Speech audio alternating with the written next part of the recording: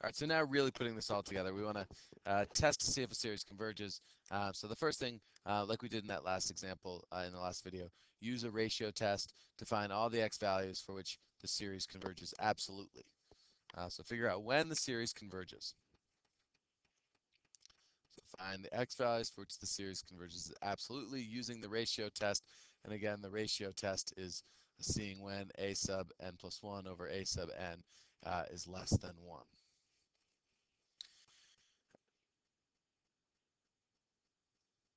Then once we've found for which values of x it will converge, if that interval of convergence is finite, meaning we're looking at a set value from c minus r to c plus r, then we need to test each endpoint, and we're going to test each endpoint using one or more of the conversion tests that we've developed so far in this section. So let's see how that is put to work. And we've only got two problems to look at. So really pay a lot of attention to this. This is tricky work, but it's there are steps. It's concrete enough to follow. So let's look at this first one in A. The first thing we need to do is we have a sub n is n times x to the n, and we want to see for what values of x will this converge using the ratio test. So we want to look at a sub n plus 1 over a sub n, which is n plus 1 over x to the n plus 1. And keeping in mind that the ratio test is the limit as n approaches infinity of a sub n plus 1 over a sub n. We want to check when is this less than 1. So first we've got n plus 1 times x to the n plus 1 all over n times x to the n.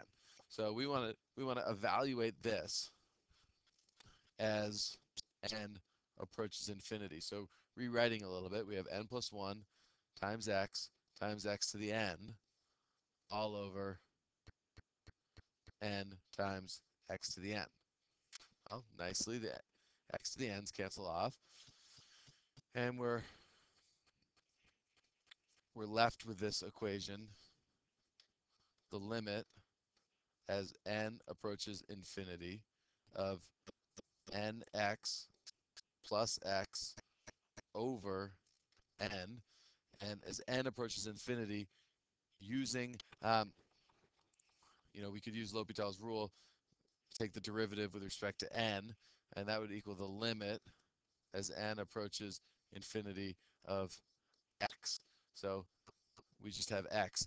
And what we want to know for our ratio test, for this to converge, this needs to be less than 1. Okay, so x, or rather the absolute value of x, must be less than 1 from our ratio test. So x must be between 1 and negative 1. So now we know that it's going to converge between negative 1 and 1. But now what we need to do is figure out where will it converge at negative 1, and will it converge at 1. So now what we need to do is take this function and see whether it converges at its endpoint, negative 1 and 1. To do that, to test out the endpoints, to look at right now we know that this is going to converge between negative 1 and 1. Now we need to look at when x equals negative 1 and when x equals 1. What would be a good idea, again, we're looking at this series, what would be a good idea is to write the first couple of terms out. So we have when n equals 1, we have x, plus when n equals 2, we have 2x squared plus 3x cubed plus 4x to the fifth plus dot dot dot dot dot. Um, so let's just look at when x equals negative 1. When x equals negative 1, this will equal, while plugging in negative 1 for x, negative 1 plus 2 times negative 1 squared plus 3 times negative 1 cubed plus 4 times negative 1 to the fifth.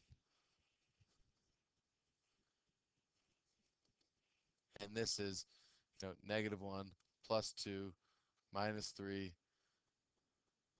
plus Oh, this should have been a 4. Plus 4. Uh, and I can stop here. And you know I can stop.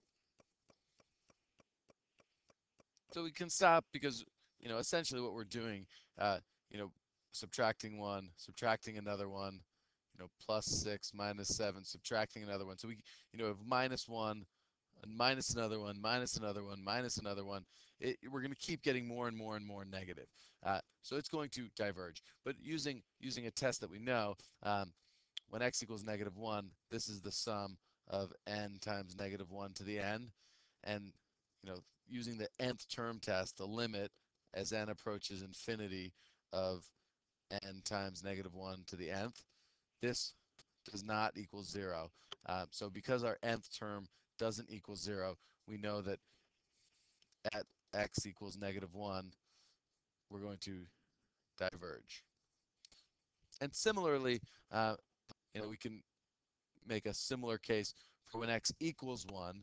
When x equals 1, putting 1 in, we're looking at the sum from n times 1 to the n, from n equals 1 to infinity, and using the nth term test, the limit as n approaches infinity of our nth term certainly does not equal 0, therefore it diverges again. So at its endpoints at both negative 1 and 1, this this series diverges. So where does it, for what values of x does it converge? And we're looking at a, it's going to converge only in between negative 1 and 1. Let's rewrite that.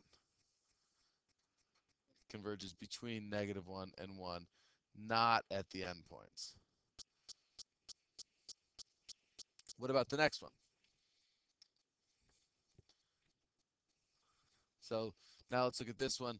And once again, we're going to use the ratio test to find first the interval for convergence. So we're looking at the limit as n approaches infinity of a sub n plus 1. So x to the n plus 1 over n plus 1 squared divided by a sub n. So x to the n over n squared.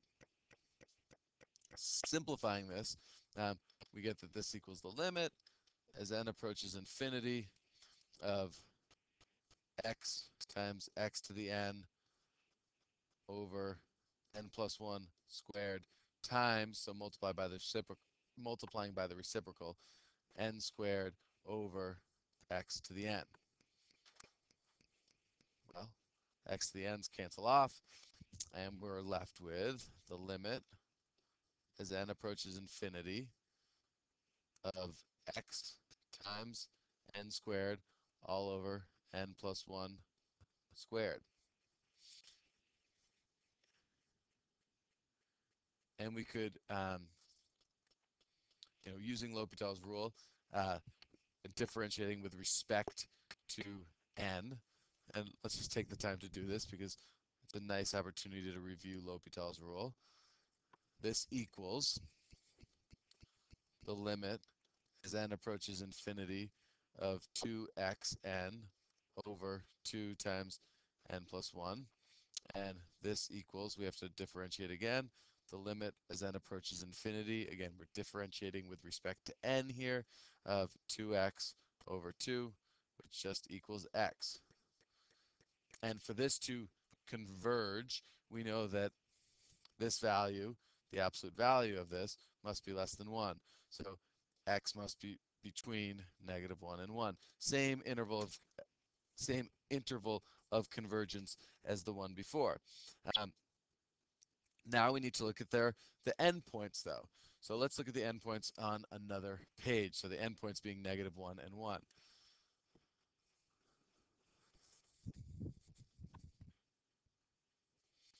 So if we, looking at this for x equals negative 1 and then for x equals 1, let's start off with negative 1. So we get the sum negative 1 to the n over n squared.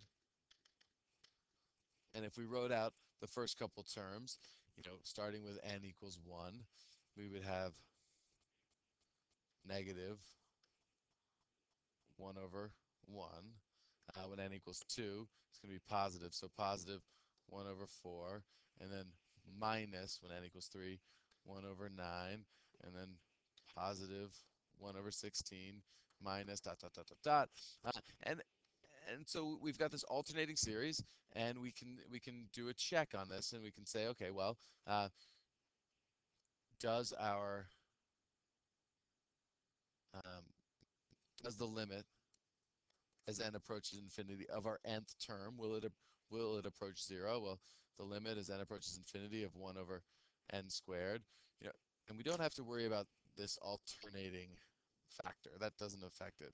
So we're just looking at 1 over n squared, and we know that this equals 0, so that's the first criteria. And then checking the second one, each subs like, wow, each subsequent term, so the n plus 1th term is always less than our nth term, and so that's the second criteria. So it meets both criteria for an alternating series, so therefore it's going to converge at negative 1. Good. Well, what about at 1?